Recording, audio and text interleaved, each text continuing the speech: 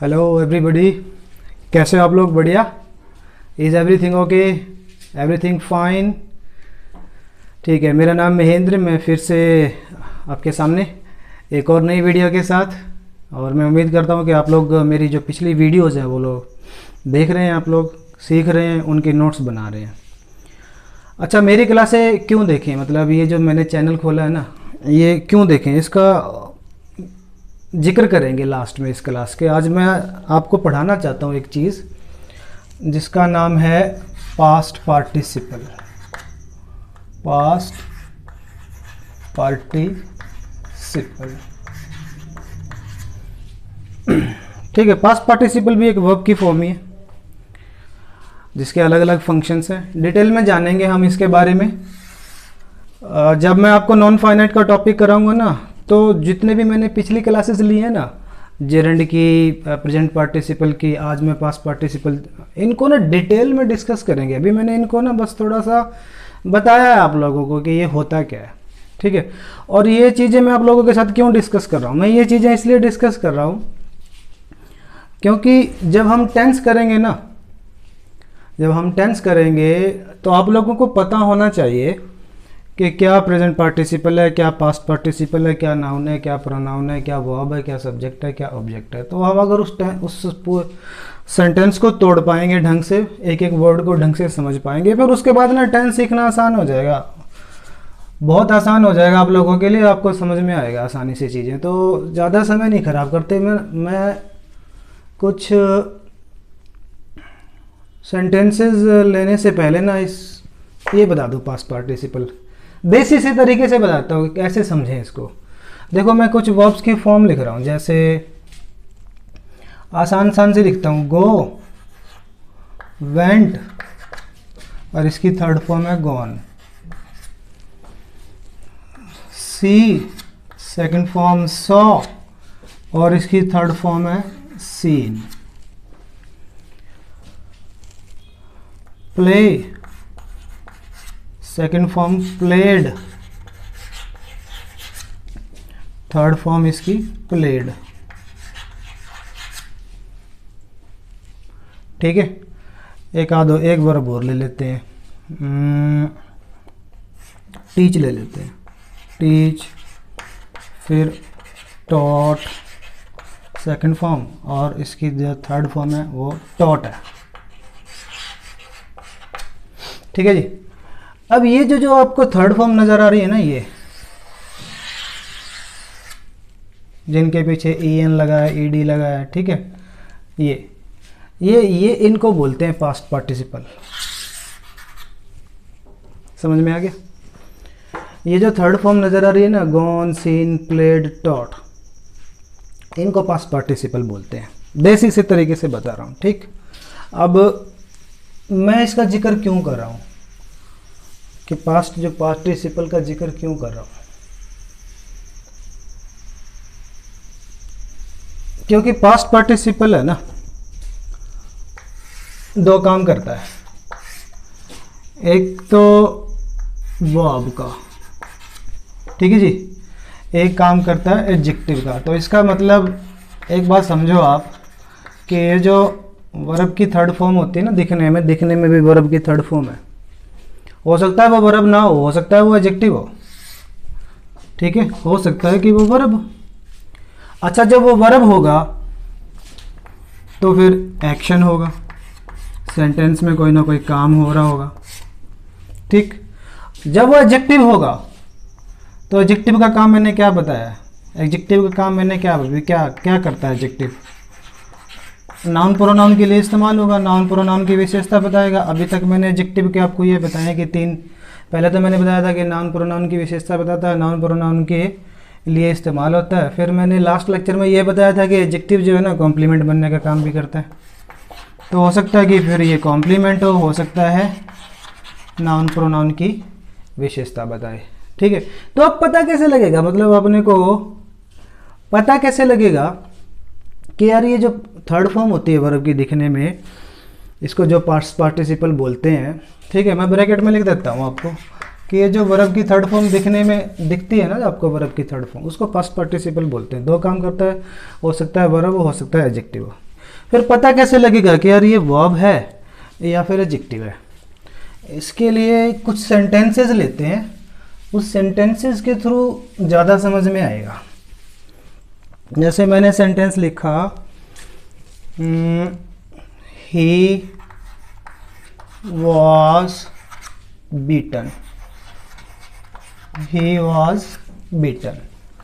एक सेंटेंस मैंने लिखा, ही वॉज मैरिड,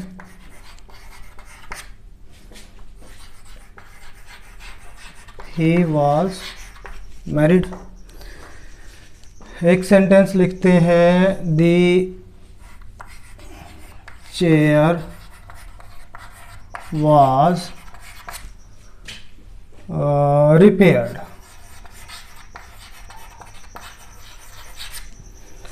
एक एग्जांपल लेते हैं इधर, the chair was broken, the chair was broken. एक सेंटेंस लिखते हैं, दे were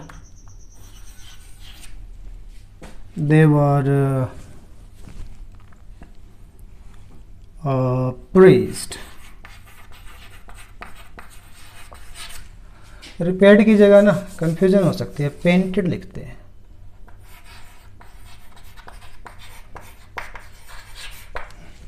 the chair was painted. अच्छा, दे वर प्रेज्ड और दे वर सरप्राइज्ड।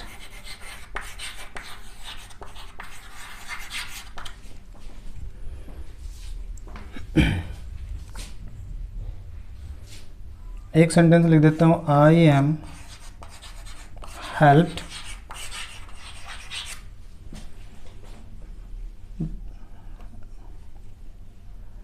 एक सेंटेंस लिख देता हूं, आई एम टायर्ड। अभी सेंटेंसेस को ध्यान से देखो जरा, ये जो सेंटेंसेस मैंने लिखे हैं ना,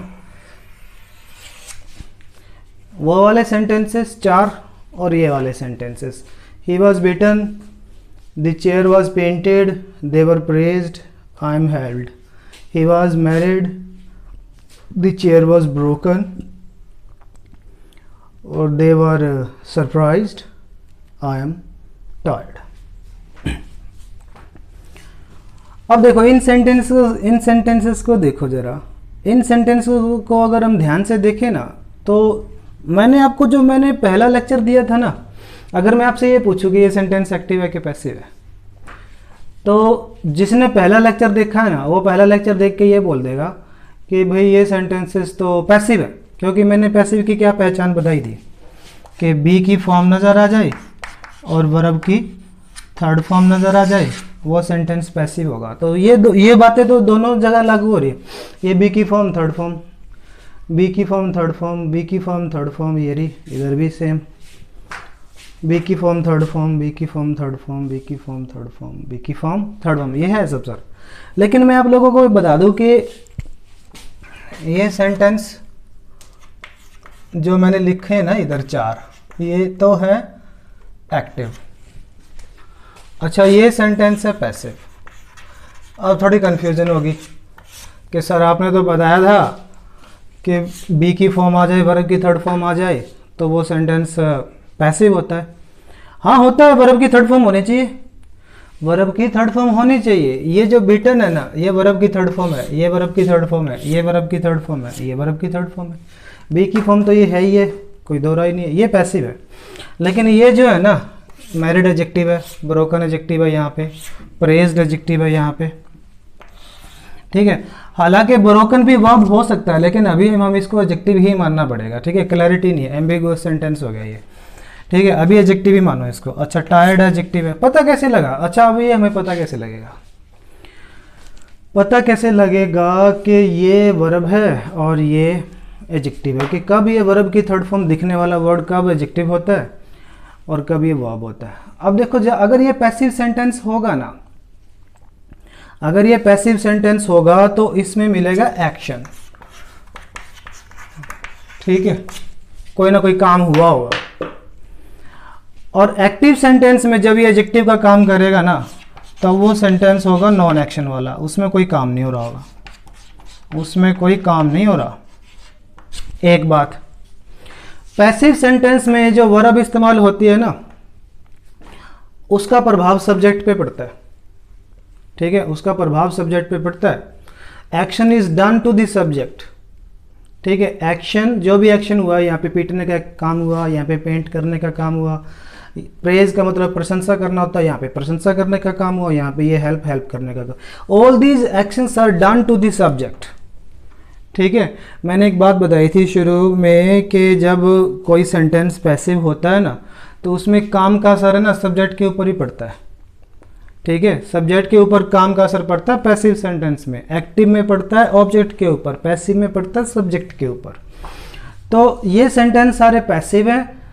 इन ये जो एक्शंस हुए ना, इन एक्शन का प्रभाव सब्जेक्ट के ऊपर पड़ा। इसमें सब्जेक्ट ही है, इसमें सब्जेक्ट चेयर है, इसमें सब्जेक्ट दे है, इसमें सब्जेक्ट आई है। Action is done to the subject in passive sentences. ठीक है, और इसमें क्या होता है, एक्टिव में क्या होता है, एक्टिव में तो एक्शन ही नहीं हो रहा। पहली बात तो नॉन एक्शन वाले सेंटेंस है, तो प्रभाव क्या पड़ेगा, प्रभाव क्या पड़ेगा। अब जैसे ऐसे समझो मैंने कहा कि ही वॉज बीटन, उसकी पिटाई कर दी गई।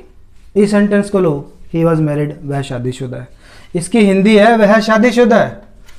वह शादीशुदा तो कोई काम हो ही नहीं रहा, जैसे वो तो स्टेट है, वो तो स्टेट है, इस बंदे की स्टेटस है कि क्या है, ये बंदा शादीशुदा है, काम थोड़ी ना कर रहा है। लेकिन यहाँ पे देखो, मैंने कहा कि इस ही वॉज बीटन, इस बंदे की पिटाई हुई, तो कोई काम हुआ, इस बंदे को पीटने का काम हुआ है। क्या ये बोल सकता है कि ये बंदा जो है ना बीटन है? जैसे ये बंदा बोल सकता है कि ये बंदा मैरिड है, क्या हम ऐसा बोल सकते हैं कि ये बंदा बीटन है? नहीं बोल सकते। दूसरा, इसमें एक्शन है, इसमें काम हुआ है, और इस काम का असर इस सब्जेक्ट पे पड़ा है, इसकी पिटाई हुई है। ठीक है, यहाँ पे ऐसा कुछ है नहीं, वह शादीशुदा, काम तो कोई हो नहीं रहा। जब काम नहीं हो रहा तो फिर ये सेंटेंस हो गया नॉन एक्शन। और जब नॉन एक्शन होगा ना, तो फिर ये वर्ब नहीं होगी, फिर ये होगा एडजेक्टिव। एडजेक्टिव है ये। ठीक है, अब इधर आ जाओ। The chair was painted, the chair was painted, एक यस्टरडे और डाल देता हूँ इसमें, और क्लैरिटी आ जाएगी। The chair was painted yesterday. ठीक है, ये सेंटेंस लेना, the chair was painted yesterday. अब देखो, ये सब्जेक्ट है, ये वर्ब है। ठीक है, इस वर्ब का सब्जेक्ट जो है ना, वो चेयर है, कि चेयर को कल पेंट किया गया, काम हुआ है। चेयर जो है ना पेंट नहीं है, चेयर पेंट नहीं है, चेयर को पेंट किया गया है, चेयर को कल पेंट किया गया। ठीक है, काम हुआ, एक्शन हुआ सब्जेक्ट के, action was done to the subject, इस एक्शन का सब्जेक्ट पे असर पड़ा। लेकिन मैं कह रहा हूँ कि जो चेयर है ना, वो तो टूटी हुई है, काम थोड़ी हो रहा है यहाँ पे। मैं कह रहा हूँ the chair was broken, chair टूटी हुई थी, बैठ नहीं पाए उस पर। ठीक है, I could not sit on the chair because it was broken, ये टूटी हुई थी। अब देखो, इसकी हिंदी है the chair was broken, chair टूटी हुई थी। अब जब चेयर टूटी हुई थी, एक्शन तो कोई हो नहीं रहा। अब जैसे मैं इसको ये बोल सकता हूँ, जो चेयर है ना वो टूटी हुई है, इसी तरीके से मैं ये नहीं बोल सकता यहाँ पे कि जो चेयर है ना वो कल पेंटेड थी। नहीं, कल उसको पेंट किया गया, कल उसको पेंट किया गया। इसका मतलब ये एक्शन है, यहाँ पे एक्शन हो रहा है, यहाँ पे काम हो रहा है। काम हो रहा है तो ये वर्ब है।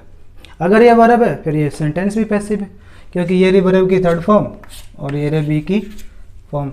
लेकिन यहाँ पे क्या, ब्रोकन क्या है, ब्रोकन यहाँ पे एडजेक्टिव है, काम थोड़ा हो रहा है, कोई काम नहीं हो रहा। सेम इसी तरीके से मैं कहूँ कि दे वर प्रेज्ड, प्रेज का मतलब प्रशंसा करना होता है। ये जो सब्जेक्ट है ना, इसी पे असर होएगा। ठीक है, they were praise, action is done to this subject, इनकी प्रशंसा की गई। लेकिन यहाँ पे देखो, वे हैरान थे, इसकी हिंदी है वे हैरान थे, इसमें तो कोई काम नहीं हो रहा। अगर मैं कह रहा हूँ कि वो हैरान थे, कोई काम थोड़ा करे। लेकिन मैं यहाँ पे कह रहा हूँ कि इन बंदों की प्रशंसा की गई, प्रशंसा करने का काम हुआ, तो इसका मतलब हुआ है, इसका मतलब काम हुआ है, एक्शन हुआ है। तो एक्शन हुआ तो फिर ये वर्ब की थर्ड फॉर्म है। ठीक है, अब मैं कहूँ कि यार मैं यहाँ पे लिख दूँ आई एम हेल्प्ड डेली, मेरी डेली मदद की जाती है। आई एम हेल्प्ड डेली, मेरी डेली मदद की जाती है, इसका मतलब ये एक्शन हो रहा है, काम हो रहा है, मदद करने का काम हो रहा है। ठीक है, action is done to the subject, मेरी ही मदद की जाती है। लेकिन अगर मैं कहूँ कि आई एम टायर्ड, मैं तो थका हुआ हूँ, आई एम टायर्ड, ये मेरी स्टेट है, इसमें कोई काम थोड़ी हो रहा है। अगर मैं कह रहा हूँ मैं थका हुआ हूँ, तो इस सेंटेंस में कोई काम हो रहा है? कोई काम नहीं हो रहा। तो फिर ये जो थर्ड फॉर्म दिखने वाला जो सेंटेंस है ना, सॉरी ये जो वर्ड है ना, ये क्या है? एडजेक्टिव है। समझ में आ गया होगा आपको? ऐसे बहुत सारे हैं, I am satisfied, I am surprised, I am annoyed. ठीक है, ये सारे के सारे एडजेक्टिव, वर्ब की थर्ड फॉर्म दिखने वाले जो वर्ड्स है ना, सारे के सारे एडजेक्टिव है। अब एक बात समझो, अगर मान लो ये एडजेक्टिव हो गया, दोबारा से लिख देता हूँ, समझ में आएगा ढंग से। तो पास्ट पार्टिसिपल आपने इस एक्सरसाइज से सीखा होगा कि जो पास्ट पार्टिसिपल है ना, वो दो काम करता है, वो वर्ब भी हो सकता है, वो एडजेक्टिव भी हो सकता है। ठीक है जी, इन सेंटेंसेस को समझो। मैं एक बार दोबारा से एक सेंटेंस लिखता हूँ, उन्हीं में से लिखता हूँ। जैसे मैंने कहा कि ही इज सरप्राइज्ड, ठीक है, द डोर इज क्लोज्ड, और आई एम टायर्ड, मान लो ये सेंटेंस लिखे मैंने। अब आई एम टायर्ड, इसकी हिंदी है आई एम टायर्ड, मैं थका हुआ हूँ। इसकी हिंदी है द डोर इज क्लोज्ड, दरवाज़ा बंद है। और इसकी हिंदी है कि ही सरप्राइज्ड, वो सरप्राइज्ड है, वो हैरान है, हैरान है। इसकी हिंदी ये है कि वो बंदा जो है ना हैरान है। इसकी हिंदी है कि दरवाज़ा जो है ना, दरवाज़ा बंद है। और इसकी हिंदी है कि मैं थका हुआ हूँ। अब एक बात देखो, कोई काम हो रहा है इनमें? अगर मैं कह रहा हूँ ही इज सरप्राइज्ड, वह हैरान है, कोई काम हो रहा है? नहीं हो रहा। द डोर इज़ क्लोज, दरवाज़ा बंद है, कोई काम हो रहा है? नहीं हो रहा। आई एम टायर्ड, मैं थका हुआ हूँ, कोई काम हो रहा है? बिल्कुल नहीं हो रहा। ठीक है, फिर ये क्या है? फिर ये जो थर्ड फॉर्म आपको नज़र आ रही है ना, एक्चुअली ये है एडजेक्टिव। ठीक है, ये भी है एडजेक्टिव, और ये टायर्ड भी है एडजेक्टिव। ठीक, काम नहीं हो रहा। अगर काम हो रहा था तो उसका प्रभाव है ना सब्जेक्ट पे पड़ता है, action is done to this subject. तो इसमें तो कोई काम हो ही नहीं रहा। तो ये सेंटेंस ही पता कैसा हो गया? फिर नॉन एक्शन वाला हो गया, इसमें कोई काम नहीं हो रहा, नॉन एक्शन। जब अब देखो इस सेंटेंस को तोड़े ना, इस सेंटेंस को तोड़े तो फिर अगर ये वर्ब, ये वाला वर्ड एडजेक्टिव है, ये वाला वर्ड एडजेक्टिव है, ये वाला वर्ड एडजेक्टिव है, तो फिर वर्ब क्या है? ये बची एक ही वर्ब। फिर बी की फॉर्म वर्ब है, मेन वर्ब है, फिर एक ही वर्ब है इसमें। इसी तरीके से फिर ये इज है, ये भी मेन वर्ब है, और ये एम है, ये भी मेन वर्ब है। ये बचे सब्जेक्ट, डोर सब्जेक्ट है, आई सब्जेक्ट है, और इसमें ही प्रोनाउन सब्जेक्ट है। तो अब ये देखो, अभी फिर ये सेंटेंस एक्टिव है, पैसिव थोड़ी है। क्योंकि पैसिव के लिए मैं सही था, इसका मतलब मैं सही था। मैंने पैसिव की पहचान बताई थी कि बी की फॉर्म आए और वर्ब की थर्ड फॉर्म आए तो पैसिव होगा। लेकिन इसमें बी की फॉर्म तो है लेकिन थर्ड फॉर्म नहीं है। जो थर्ड फॉर्म दिख रही है वो थर्ड फॉर्म है नहीं, वो तो एडजेक्टिव है, काम कोई हो नहीं रहा, नॉन एक्शन वाला सेंटेंस है। पैसिव सेंटेंस ना एक्शन वाले होते हैं, एक चीज़ याद रखना, ये जो पैसिव सेंटेंस होंगे ना जितने, उनमें एक्शन होगा। ऐसा कभी नहीं हो सकता कि उनमें एक्शन ना हो। और जो एक्टिव सेंटेंस दोनों ही हो सकते हैं, एक्शन वाले भी हो सकते हैं, नॉन एक्शन वाले भी हो सकते हैं। ठीक है, एक्शन वाले भी हो सकते हैं, नॉन एक्शन वाले भी हो सकते हैं। एग्जाम्पल लें, एग्जाम्पल लेते हैं, समझ में आएगा। पैसिव में ऐसा कभी नहीं हो सकता कि उसमें काम ना हो रहा, उसमें एक्शन जरूर होगा, लेकिन एक्टिव में दोनों ही हो सकते। एक्टिव सेंटेंस का एग्जांपल लेते हैं, जैसे कि आई एम टीचिंग यू। लो, ये सेंटेंस एक्टिव और इसमें काम हो रहा है, आई एम टीचिंग यू। ये हमारी हेल्पिंग वर्ब, ये हमारी मेन वर्ब, ये हो गया ऑब्जेक्ट इसका, आई प्रोनाउन इसका सब्जेक्ट हो गया। ठीक है, इसमें बी की फॉर्म तो है, थर्ड फॉर्म नहीं है, इसलिए एक्टिव है, लेकिन काम हो रहा है, मैं पढ़ाने का काम कर रहा हूँ। लेकिन अगर मैं बोल दूँ I am a teacher, I am a teacher, इसमें तो कोई काम ही नहीं हो रहा, मैं तो कह रहा हूँ भी ये तो एक इन्फॉर्मेशन है। आई एम ए टीचर, मैं एक टीचर हूँ, पढ़ाने का काम करता हूँ। ठीक है, आई एम ए टीचर, इस सेंटेंस में क्या है, मैं टीचर हूँ, इसमें कोई काम थोड़ी ना हो रहा है, लेकिन यहाँ पे पढ़ाने का काम कर रहा हूँ, यहाँ पे नहीं कर रहा। ठीक है, तो फिर ये वाला हो गया नॉन एक्शन, ये नॉन एक्शन हो गया, और ये वाला एक्शन हो गया। एक्टिव सेंटेंस दोनों ही है, लेकिन पैसिव सेंटेंस ऐसा कभी नहीं होगा कि वो पैसिव सेंटेंस हो और फिर उसमें एक्शन ना हो, काम जरूर होगा। ठीक है, देखो अगर इस सेंटेंस को लूँ मैं, आई एम टायर्ड, मैं थका हुआ हूँ, अब इस सेंटेंस को तोड़े ना फिर से हम लोग, आई एम टायर्ड, थका हुआ, काम तो हो नहीं रहा, फिर ये हो गया एडजेक्टिव, और ये होगी मेन वर्ब, और ये हो गया हमारा सब्जेक्ट। ठीक है, अब फिर वही बात आ गई लास्ट लेक्चर वाली, जब भी बी की फॉर्म मेन वर्ब का काम करेगी तो सब्जेक्ट को कॉम्प्लीमेंट की जरूरत पड़ेगी, क्योंकि अगर मैं इतना सेंटेंस लिखूँ ना, सिर्फ इतना आई एम, इसका भी मीनिंग क्लियर नहीं है, आई एम मैं क्या हूँ, आई एम टायर्ड मैं थका हुआ हूँ, अभी भी ये कॉम्प्लीमेंट का काम कर रहा है, ये जो एडजेक्टिव है ना कॉम्प्लीमेंट का काम कर रहा है, सब्जेक्ट के कॉम्प्लीमेंट का काम कर रहा है। ठीक है जी, तो जैसे ये जो पास्ट पार्टिसिपल सब्जेक्ट का कॉम्प्लीमेंट होता है, जैसे मैंने लास्ट लेक्चर में बताया था, ऑब्जेक्ट का कॉम्प्लीमेंट भी हो सकता है। एक सेंटेंस लें,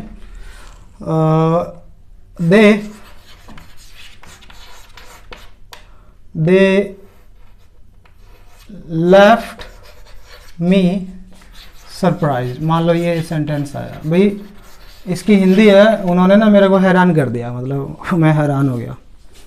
दे लेफ्ट मी सरप्राइज्ड, अब हैरान कौन है, सर ये बंदे हैं, नहीं, ये वर्ब आई, ये वर्ब का आया ऑब्जेक्ट, ये पास्ट पार्टिसिपल यहाँ पे एडजेक्टिव का काम कर रहा है, क्योंकि ये किसको डिस्क्राइब कर रहा है, इसको डिस्क्राइब कर रहा है, इसको आइडेंटिफाई कर रहा है कि मैं क्या हूँ, मैं हैरान। दे लेफ्ट मी सरप्राइज, उन्होंने मेरे को हैरान कर दिया। ठीक है, अब ये ऑब्जेक्ट का कॉम्प्लीमेंट है, ये बचा क्या, सब्जेक्ट।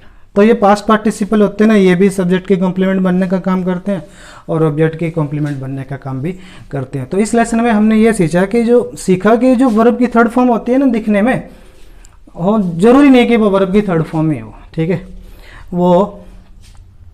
वो एडजेक्टिव भी हो सकता है। पास्ट पार्टिसिपल का जो इस्तेमाल होता है ना, वो परफेक्ट टेंसेज में और पैसिव जो सेंटेंस होते हैं उनमें होता है। जितने भी परफेक्ट टेंसेज हैं, तो हमारे पास 6 परफेक्ट टेंसेज हैं। प्रेजेंट परफेक्ट, ठीक है, present perfect continuous, past perfect continuous, future perfect continuous. ठीक है, और उसमें से 3 में इसका इस्तेमाल होता है, प्रेजेंट परफेक्ट में, पास्ट परफेक्ट में और फ्यूचर परफेक्ट में। उसके अलावा जितने भी पैसिव जो सेंटेंस होते हैं, पैसिव बनाने के लिए इसका इस्तेमाल पास्ट पार्टिसिपल का किया जाता है। तो टेंसेस का जिक्र अभी करते रहेंगे हम लोग। अब टेंसेस की ओर बढ़ रहे हैं, एक आध लेक्चर हो रहेगा, उसके बाद फिर मैं टेंस स्टार्ट करूंगा। अब मुद्दा यह है कि मैंने जो शुरू में आपको बोला था कि इस मेरी क्लास को क्यों देखें, इस क्लास को हम क्यों जुड़ें, इससे क्या फ़ायदा क्या है जुड़ने का। फ़ायदा पता क्या, फ़ायदा ये है कि सीक्वेंस में चल रहा है मेरा, जो हर एक लेक्चर है ना कनेक्टेड है एक दूसरे के साथ। पहला लेक्चर दूसरे से कनेक्टेड है, जो तीसरा लेक्चर है वो दूसरे से कनेक्टेड है, चौथा लेक्चर है वो तीसरे से कनेक्टेड है, ये मेरे ख्याल से 6th लेक्चर है, ये 5th लेक्चर से कनेक्टेड है। तो ये ना चीज़ें कनेक्टेड हैं आपस में, सारी चीज़ें मेरे जो लेक्चर्स होंगे ना कनेक्टेड होंगे और सीक्वेंस में चलेंगे। सीक्वेंस में चलने का फ़ायदा ये है कि आपकी अंडरस्टैंडिंग बनती जाएगी। मैं क्योंकि आपकी अंडरस्टैंडिंग पर काम कर रहा हूँ, कोई भी यूट्यूब चैनल उठा के देखोगे ना, इस तरह से आपको कोई नहीं पढ़ाएगा। वो या तो कोई कभी नाउन का टॉपिक डाल देगा, या कोई किसी पॉजिटिव वर्ब का टॉपिक डाल देगा या कभी कंडीशनल पढ़ा देगा, कोई कुछ पढ़ा देगा। टुटमा आएंगे, ब्रोकन आएंगे, ठीक है, फिर उसमें अंडरस्टैंडिंग नहीं बन पाएगी। जो बच्चा मेरे लेक्चर शुरू से देखेगा, इस बात की मैं गारंटी देता हूँ वो उसको समझ में ज़रूर आएगा। ऐसा हो नहीं सकता कि उसको समझ में ना आए, ठीक है, ये पॉसिबल नहीं है। इसके लिए मैं जिम्मेवार हूँ। तो मेरे चैनल को देखने का फ़ायदा इसलिए है कि ये देखो धीरे धीरे हम लोग अंडरस्टैंडिंग बनाएंगे। और एक बात और मैं बता दूँ आप लोगों को कि ये जो इंग्लिश की अगर आपने इस तरह से अंडरस्टैंडिंग बना ली ना एक बार ढंग से, फिर ना आप लोगों को किसी कोचिंग लेने की ज़रूरत नहीं है, किसी ट्यूशन लेने की ज़रूरत नहीं है, ठीक है, ट्यूटर के पास जाने की ज़रूरत नहीं है। आप लोग एक बेसिक सी अंडरस्टैंडिंग बनाओ, टेंस वॉइस की बेसिक सी अंडरस्टैंडिंग बनाओ, समझो ढंग से उसको, ठीक है। एक बार अपने दिमाग में बिठा लो कि ये चीज़ें होती हैं, उसके बाद मेहनत करो खुद दबा के। क्या ज़रूरत है यार जाने की, इधर उधर भटकने की क्या ज़रूरत है। जो बंदा तुम्हारे सामने खड़ा है ना, जो पढ़ा रहा है तुम्हें, Mahendra A to Z English, सरकारी स्कूल से पढ़ा हुआ बच्चा, 6th क्लास में ABCD सीखी थी, ठीक है जी, और BA भी सरकारी में की, ग्रेजुएशन और MA इंग्लिश भी कुरुक्षेत्र यूनिवर्सिटी से की। कभी ट्यूशन नहीं गया आज तक, ना मैंने कभी कोचिंग ली, और पैरामाउंट कोचिंग सेंटर पे पढ़ा के आ गया। अपने बेस्ट कोचिंग सेंटर माना जाता है उसको, वहाँ पे मैं पढ़ा कर आ गया। 1-2 साल मैंने वहाँ पे पढ़ाया है। तो अगर जब मैं कर सकता हूँ तो तुम लोग क्यों नहीं। मेरी तो किसी ने मदद भी नहीं की, और आप लोगों की तो मैं मदद करने के लिए हूँ। जो भी मैंने धक्के खा खू के सीखा वो आप लोगों को मैं से शेयर कर रहा हूँ। तो इसका फ़ायदा उठाओ, सीखो इंग्लिश। मेरा मूड है आप लोगों के साथ जो चीज़ें मैंने सीखी हैं वो चीज़ें डिस्कस करने का, इसका फ़ायदा उठाओ। तो जुड़े रहो मेरे साथ, इस लेक्चर को शेयर करो ज़्यादा से ज़्यादा। और एक लेक्चर छोटा सा और रखूँगा, फिर मैं टेंस पढ़ाना स्टार्ट करूँगा। जुड़े रहना मेरे साथ, ठीक है दोस्तों। Thank you very much.